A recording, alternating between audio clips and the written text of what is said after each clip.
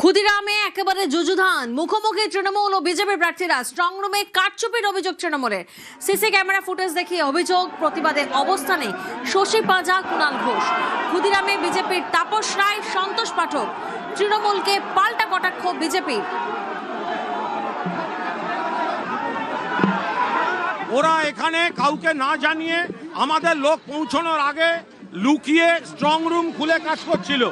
আমরা এই বিষয়টা হস্তক্ষেপ করি এবং আমরা নজরে আনি, তারপরেও আমাদের ঢুকতে দেওয়া হয়নি। এরপরে আমরা যখন বসেছিলাম শান্তিপূর্ণভাবে আমাদের কাজ চলছে, কথা চলছে। বিজেপি এসে গন্ডগোল করেছে এবং বিজেপির কিসের জ্বলন।